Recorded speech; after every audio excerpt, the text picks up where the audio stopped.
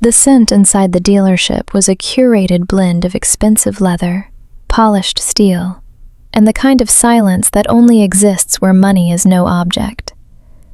So Junhua adjusted the cuff of his charcoal suit, his movements fluid and predatory. He had come to collect the limited-run Ferrari Daytona SP3, a trophy for a man who already owned everything.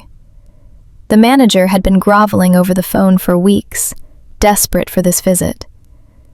Junhua expected the usual, the frantic bowing, the hushed whispers of "Sonim," and the immediate clearing of the floor. But as the heavy glass doors hissed shut behind him, the atmosphere didn't bow to him. It shifted toward the center of the room. There, standing before a silver-leafed display, was a silhouette he hadn't seen in 5 years. He stopped. His pulse, usually a steady, frozen rhythm, skipped a beat. He remembered the last time he had seen Uchechi Chidi. She had been standing in the rain outside his estate, her eyes wide with a plea she refused to voice, while he closed the window of his car. He had deleted her from his life with the same clinical indifference one uses to prune a dead branch. He had expected her to wither. He had assumed she would spend her life trying to scrub the stain of his rejection off her soul. Uchechi? The name felt like a jagged stone in his throat. She didn't startle. She didn't turn with the frantic energy of a woman caught somewhere she didn't belong. Instead, she finished her conversation with the lead technician, her voice a low, melodic hum of technical specifications and logistics. When she finally turned, the impact was physical. She wasn't the girl in the rain. She was wrapped in a structured ivory wool coat that cost more than most people's homes. Her hair was pulled back with surgical precision, revealing a face that no longer searched for approval. It measured it. "Junhua," she said. No title, no tremor, just a statement of his existence. Before he could reclaim the air, the manager, a man Junhua had known for a decade, hurried past him. He didn't even glance at the Mafia boss. "Miss Chidi," the manager breathed, holding a digital tablet like a sacred relic. "The logistics for the transport to your estate in Zurich are finalized. We've added the custom interior plating you requested. Shall we move to the private lounge to sign the titles?" "In a moment, Marcus," she replied, her gaze finally settling on Junhua. Junhua felt a cold sweat prickle the back of his neck. He looked at the car he had come to buy, the one he thought was his. "I was told this vehicle was reserved for me," Junhua said, his voice dropping into the low, dangerous register that usually made men tremble. Uchechi tilted her head, a ghost of a smile touching her lips, not of malice, but of pity. "You were told it was reserved, Junhua," she said softly. "You weren't told I was the one who bought the dealership." The silence that followed her revelation was not empty. It was heavy with the debris of a shared past that Junhua had long ago consigned to ash. Looking at her now, standing against the backdrop of her own empire, the memory of the night he broke her surged forward, unbidden and visceral. It had been a Tuesday, a night slick with a relentless, freezing rain that blurred the neon lights of Seoul into bleeding stains. Junhua had sat in the back of his armored sedan, the engine's vibration a dull hum beneath his feet. Uchechi had been standing on the curb of his private drive, her fingers trembling as she clutched a thin jacket. She was a variable, a distraction his advisors warned would soften his edge. In his world, love was a luxury that created a point of failure, and Junhua prided himself on being flawless. He remembered the way she had looked at him through the tinted glass. He hadn't rolled it down. He had simply watched her through the dark transparency, observing her heartbreak as if it were a film he was tired of watching.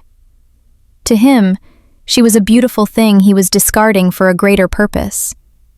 When he signaled the driver to pull away, he hadn't looked back. He had assumed she would stay there, frozen in that moment of abandonment. a girl defined forever by the hole he left in her life.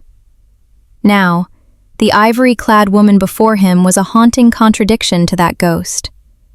The contrast was a physical ache.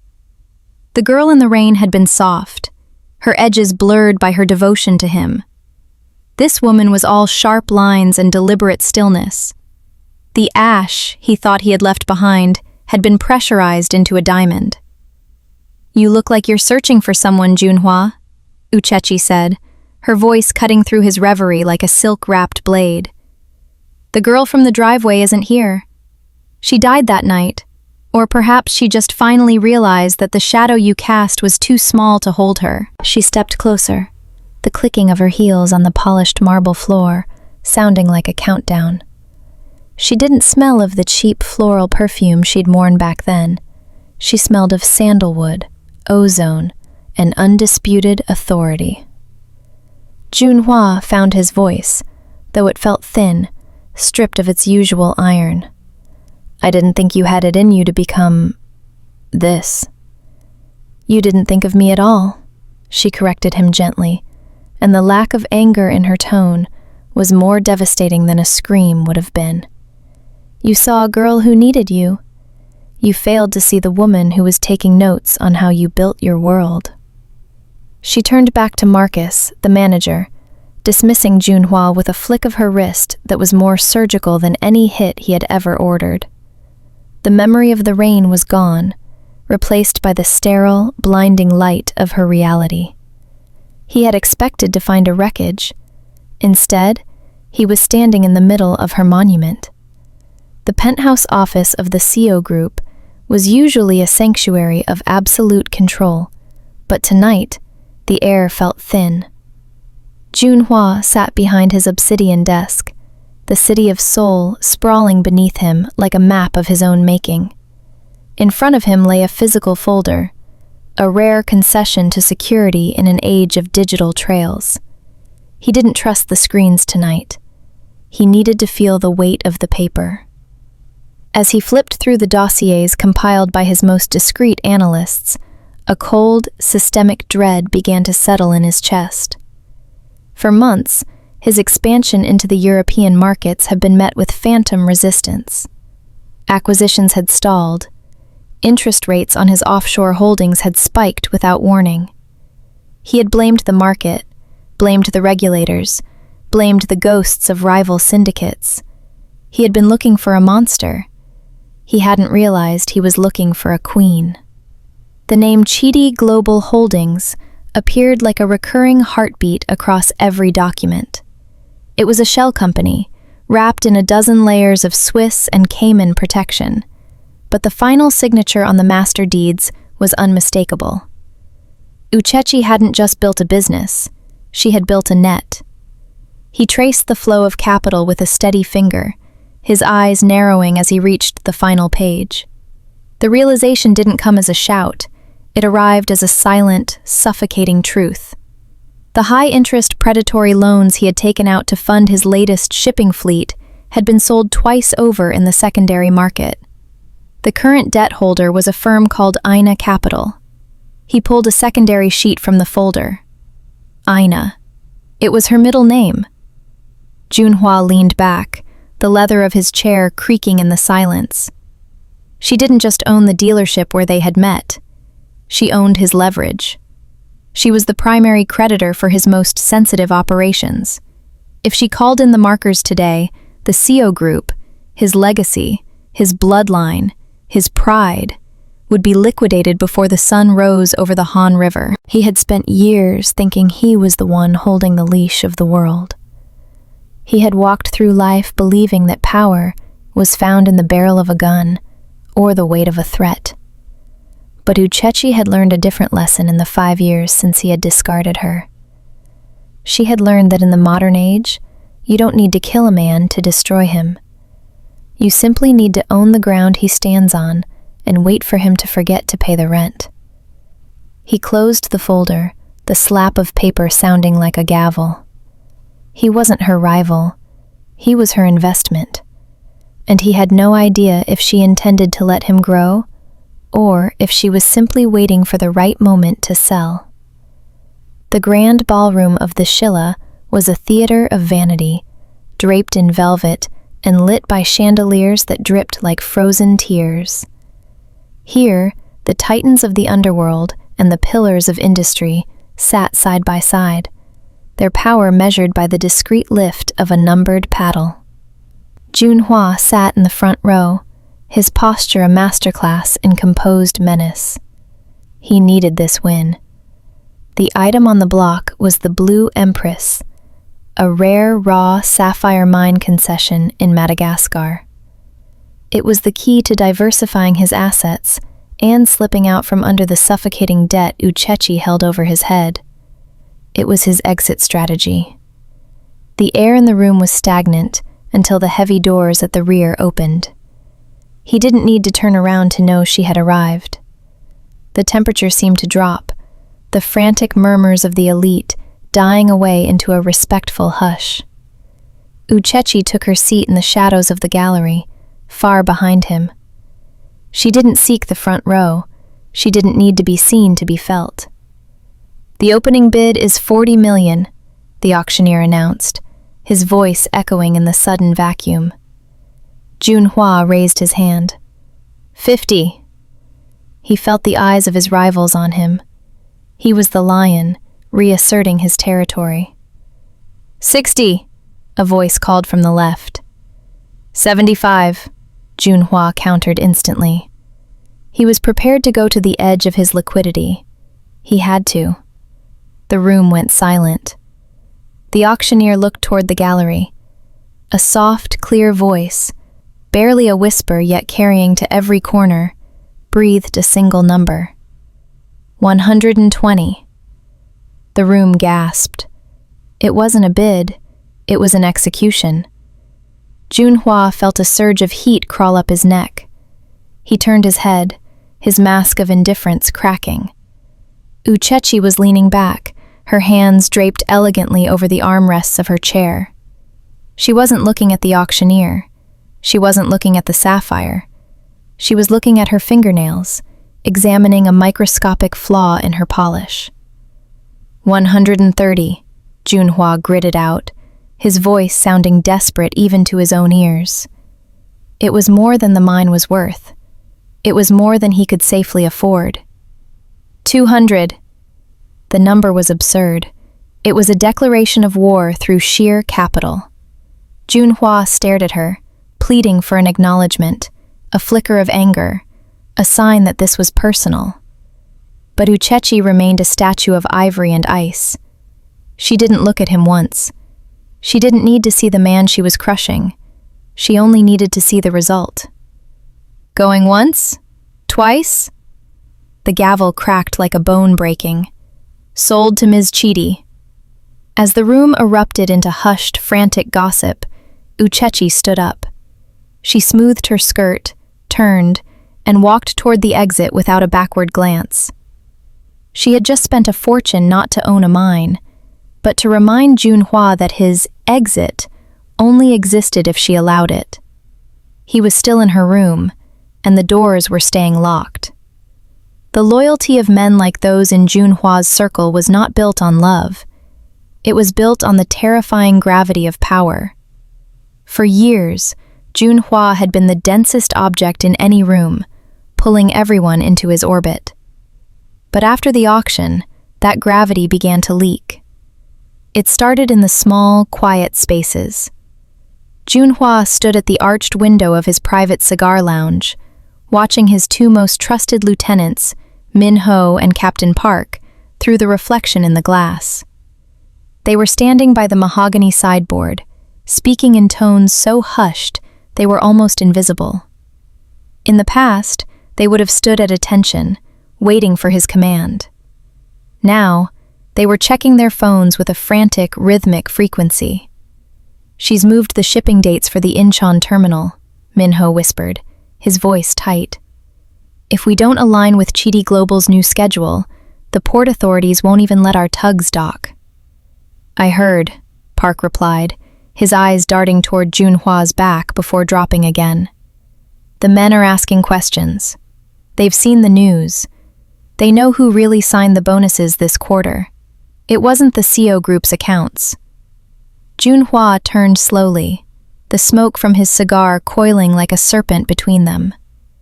Is there a problem with the Incheon shipment? The silence that followed was a second too long. In his world, a second was an eternity. It was the crack in the armor. No, Sonim, Minho said, but the bow that followed was shallow. It lacked the spinal snap of true fear. We are simply coordinating. Ms. Chidi's office sent over a new set of protocols. They are remarkably efficient. It seemed prudent to follow them. Prudent. The word felt like a slap. Junhua realized then that his men weren't being bribed. They were being converted by the sheer competence of her reign. They were professionals, and they were recognizing a superior architect. Later that evening, at a high-stakes sit-down with the local union leaders, men who used to tremble at Junhua's name, the shift became a chasm. When Junhua entered the room, the leaders didn't stand immediately. They finished their appetizers. And when the door opened again and Uchechi's lead counsel walked in, the union head, a man who had served Junhua's father, stood up so quickly his chair scraped harshly against the floor. Is she coming? The old man asked, his voice filled with a genuine, desperate reverence. The counsel didn't even look at Junhua. He simply nodded to the table. Ms. Chidi sends her regards. She has reviewed your demands and found them sentimental. Here is her counteroffer. The men scrambled for the documents as if they were scripture, leaving Junhua sitting at the head of a table that was no longer his. He saw the way his own bodyguards looked at the council, with the quiet, hungry respect reserved for winners. His armor wasn't just cracking, it was being stripped away, piece by piece, by a woman who hadn't even stepped into the room. Junhua chose the venue with the intent to unsettle, a traditional Hanok restaurant tucked away in a secret corner of Seoul, a place of paper walls and ancient shadows where his family had settled blood feuds for generations. He arrived early, removing his shoes and sitting on the floor, reclaiming the ground of his ancestors. He wanted to remind her of the culture they shared, the roots she had ostensibly abandoned for the cold glass of global finance. He wanted to pull her back into his world, where he was the patriarch and she was the variable. When the shoji screen finally slid open, he didn't hear the soft rustle of silk or the hesitant footsteps of a woman returning to a lion's den. Instead, there was the sharp, rhythmic cadence of Italian leather on wood. Uchechi entered, but she did not come alone. Behind her marched 4 individuals in charcoal suits, carrying slim briefcases and the unmistakable aura of high-priced litigation. They didn't bow to the history of the room. They scanned it for outlets and table space. Uchechi didn't wait for Junhua to invite her to sit. She took the place directly opposite him, her movement a fluid disruption of the room's carefully cultivated peace. I thought we might speak as old friends, Uchechi, Junhua said, his voice a low grate. He didn't look at the lawyers. He kept his eyes locked on hers, searching for a flicker of the girl who used to find comfort in his silence. Friends speak of the past, Junhua. I'm here to discuss the future, she replied. She didn't reach for the tea he had poured. She gestured to the woman on her right. This is Sarah Vance, my head of acquisitions. To her left is Mr. Choi, our specialist in debt restructuring. I didn't invite them, Junhua said, the threat finally surfacing in his tone. You invited the owner of your primary debt to a private meeting, Uchechi said, her expression as unreadable as a frozen lake. In my world, that is a pre-merger consultation. Anything you say to me will be recorded as a disclosure for the impending takeover of the So Group's logistics arm. Junhua felt the trap snap shut. He had prepared for a confrontation of spirits, a battle of wills over a shared meal. He had expected her to use her power to hurt him emotionally. Instead, she was using it to erase him professionally. As the lawyers began to spread color-coded charts and balance sheets over the lacquered table, Junhua realized with a sickening jolt that he was being liquidated. Uchechi wasn't looking for an apology or a second chance. She wasn't even looking for revenge. She was performing an audit. "The meal is paid for," Uchechi said, rising before the first course had even been served. "My team will stay to finalize the terms of your surrender. I have a flight to Zurich." She left without looking back, leaving him in a room full of strangers who were busy dismantling his life with the stroke of a fountain pen. The realization that he was being audited, not just his books, but his very existence, snapped the final thread of Junhua's patience. If she wanted to play by the rules of the boardroom, he would remind her that the boardroom sat on a foundation of bone and grit. He decided to move under the cover of a moonless Friday, deploying a containment team, 6 men trained in the art of vanishing people without a sound. Their objective was simple: intercept Uchechi's motorcade on the private road leading to her coastal estate, bring her to a neutral site, and force a signature that would void his debts. He sat in the back of his own car 3 miles away, listening to the tactical radio. He expected the frantic sounds of a struggle, the screech of tires, the familiar chaos of a successful ambush. Instead, the radio emitted a sound he had never heard in a decade of operations, a high-pitched digital shriek that died into absolute dead silence. Junhua's driver braked hard as the headlights hit a barricade. It wasn't a police blockade. It was a line of black SUVs, parked with mathematical precision across the asphalt. Before Junhua could reach for the sidearm in his holster, the darkened windows of the SUVs rolled down. He didn't see the barrels of rifles. He saw the red dots of laser sights painting a grid across his chest and the foreheads of his men. A man stepped out from the shadows, not a street thug, but a professional, clad in high-grade tactical gear, his movements as clean as a Swiss watch. He didn't look like a bodyguard. He looked like an operative. "Mr. Seo," the man's voice crackled through the driver's window. "Ms. Chidi anticipated your nostalgia for the old ways. She finds it inefficient." Junhua looked past the operative. 100 yards down the road, Uchechi's car sat idling. She didn't step out. She didn't lower her window to gloat. The weight of her silence was heavier than any threat.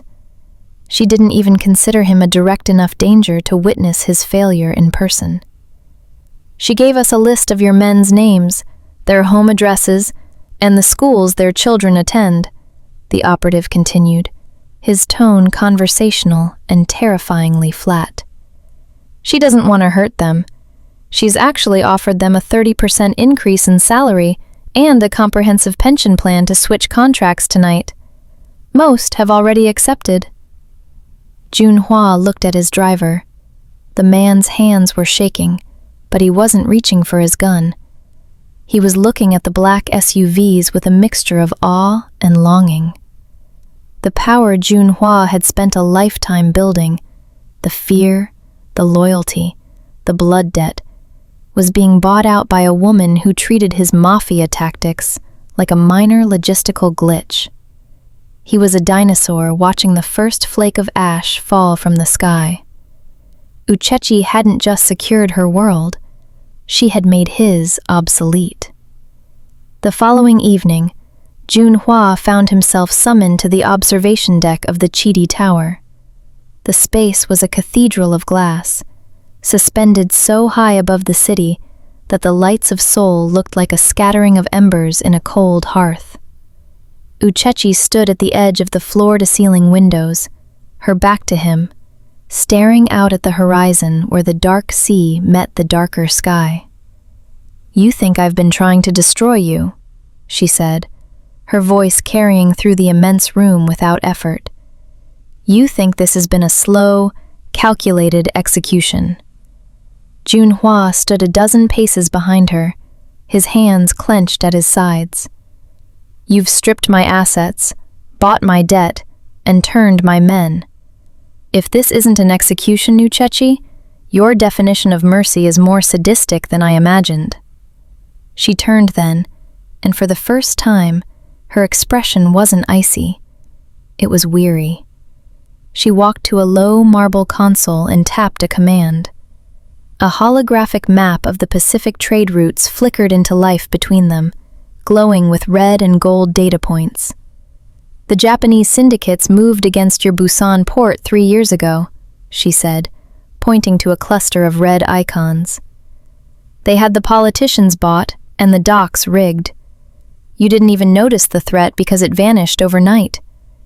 That wasn't luck, Junhua. That was me. I bought the legislative bloc that was supposed to vote against you and buried the motion in committee." She moved her hand, and more points illuminated. "The accidental fire that destroyed your rival's warehouse in Macau? The mysterious withdrawal of the Russian cartel from your northern borders? That wasn't your reputation keeping them at bay. It was my capital. I've spent the last 4 years acting as a silent glass ceiling above your head, catching every stone thrown at you before you even knew the wind had changed." Junhua felt a hollow sensation open up in his chest. It was worse than being defeated. It was being handled. "Why?" he rasped. "After everything I did, why would you protect the man who threw you away?" "Because I needed you to survive long enough to become profitable," she said, her voice returning to that clinical, terrifying calm. "And because I wanted you to see the peak of your power, Junhua. I wanted you to feel the height of your empire, only to realize that the only reason it didn't collapse was because I was holding it up with my bare hands." She stepped closer, the light of the hologram casting shadows across her face. "You weren't a king I was trying to topple. You were a project I was finishing. I didn't just survive you, I managed you. And now, the protection ends." She swiped the air and the map went dark, leaving them in the dim, natural light of the moon. "Now," she whispered, "we see if you can actually breathe without my air." The annual Founders Gala was the apex of the social calendar, a night where power was performed in black ties and silk gowns. Junhua walked into the ballroom with the ghost of his former confidence. He had spent the day attempting to shore up his defenses, but the deeper he dug, the more he realized Uchechi's words were true. His empire was a hollow shell, held together by her mercy. Tonight, he intended to confront her in the only way he had left, publicly. He would force her to acknowledge him, to humiliate him if she must, but he would not be managed in the shadows any longer. The room was a sea of champagne and filtered laughter, but as Junhua reached the center of the floor, the music seemed to lose its rhythm. Uchechi was already there, positioned under the central chandelier. She wore a gown of liquid gold that seemed to drink the light. Beside her stood the Minister of Trade and the heads of the 3 largest banks in the country. They weren't just talking to her, they were leaning in, their postures reflecting a desperate need for her favor. Junhua approached, his presence causing a ripple of uneasy silence. "Uchechi," he said, his voice cutting through the polite chatter. "The game has gone on long enough. If you're going to take what's left, do it now. Don't hide behind your management." The circle of dignitaries parted. Uchechi turned slowly, her wine glass held with the casual grace of someone who had never known a day of insecurity. She didn't look angry. She looked bored. "Junhua," she said softly, her voice carrying to the surrounding tables. "I think you're confused. There is no game left. There is only the transition." She turned back to the Minister of Trade. "Minister, you were saying that the CO Group's licenses were being revoked due to insolvency?" The minister cleared his throat, not looking Junhua in the eye. "Actually, Ms. Chidi, the paperwork was filed an hour ago. The licenses have been transferred to Chidi Global as part of the debt acquisition. Mr. CO is no longer a person of interest in this sector." The room went icy. It was a public execution, performed with surgical elegance. Junhua felt the eyes of the city on him. The same people who had once bowed to him now looked at him as if he were a smudge on the marble. He was no longer the Mafia boss. He was a footnote. "You took everything," Junhua whispered, the weight of the public reversal crushing his lungs. Uchechi stepped forward, her gold gown shimmering like a warning. She leaned in, her lips inches from his ear so only he could hear the final blow. "I didn't take it, Junhua. I bought it. And I bought it because you were the one who put it up for sale the night you decided I was worth less than your pride." She pulled back, her eyes bright and hollow. "Enjoy the party. It's the last one on my tab." The gala continued around him, a blur of motion and sound that no longer included his name. Junhua stood at the periphery of the ballroom, watching the reflection of the gold-clad queen in a mirror of smoked glass. The transition was complete. He could see his lieutenants across the room, already adjusting the tilt of their heads to match Uchechi's rhythm, their loyalty having dissolved like sugar in tea. He was a ghost haunting his own funeral, and the realization brought with it a strange, terrifying peace. He walked out onto the balcony, the cold night air hitting his face. For years he had been a man of action, of noise, of pressure. But against the silent, absolute power Uchechi had built, those tools were as useless as wooden swords against a tidal wave. He looked down at his hands, the hands that had built an empire, the hands that had pushed her away, and saw that they were empty. He wasn't a king in exile. He was simply a man who had been forgotten before he had even left the room. Inside, Uchechi stood at the center of the vortex. She was surrounded by the most powerful people in the hemisphere, yet she looked profoundly, regally alone. She had achieved the ultimate victory. She had become the sun, and everyone else was merely a planet, trapped in the gravity of her success. She didn't look for Junhua. She didn't scan the exits to see if he had fled. He had ceased to be a variable she needed to track. Junhua stepped off the balcony and walked toward the elevator, his footsteps echoing in the corridor. He didn't take his security detail. They were no longer his to command. He didn't take his car. The title had already been transferred. He walked out into the soul night, a commoner in a city he once thought he owned. The weight of his irrelevance was the heaviest thing he had ever carried, a crown of cold gold that offered no warmth, only the crushing certainty of his own choice. In the penthouse above, Uchechi watched the city through the glass. She had won everything, every asset, every debt, and every drop of dignity he had once held. She felt the immense power of her reign, the quiet, undeniable strength of a woman who had rebuilt herself from the ashes of another man's arrogance. She was the queen she had intended to be. And as she looked out at the lights, she realized that the view was perfect, not because he was watching, but because she no longer needed him to be. The story of the girl in the rain had ended. The reign of Uchechi Chidi had only just begun.